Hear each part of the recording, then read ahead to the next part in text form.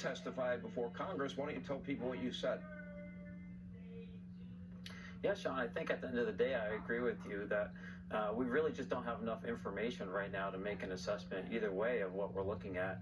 What we do know is that there are things out there that are posing a aviation safety hazard, and now we're seeing that hazard demonstrated in real time in Alaska and Montana and elsewhere across the United States.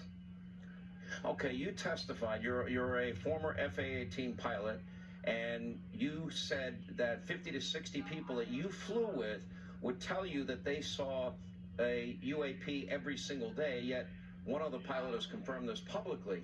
But you're saying that this was something you often all talked about privately?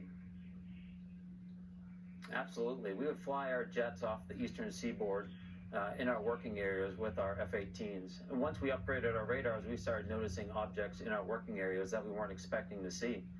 And we were all seeing these. We were seeing them on our radars, we were seeing them on our camera systems and our FLIR systems, and eventually we even saw them with our eyeballs. Told you it was aliens. We almost had a midair with one of these objects as we were entering our areas, which forced us to file There's a a hazard Navy report pilot saying that he encountered them. report to the rest of the fleet that there was a safety issue that we were experiencing out there.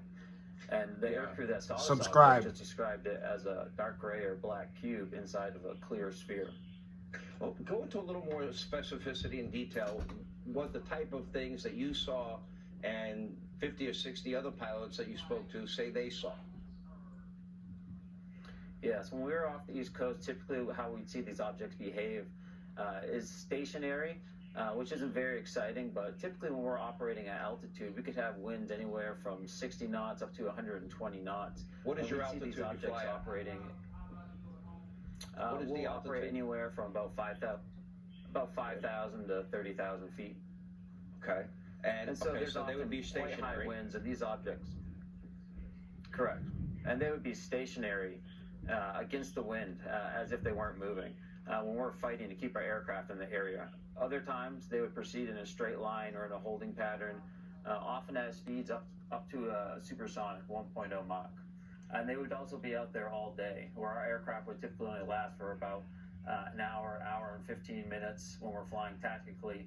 These objects would be flying at high speeds for most of the day. Wow, amazing experience. First of all, thank you for your service. Thank you for sharing your story. Thank you for the story, and please subscribe for more. About the three that they shot down over the weekend is spectacularly frightening to me because, in fact, it shows the vulnerability I never thought this country would have. It's not We frightening. appreciate you being with us. Thank you, sir. They're tired of All right, this is a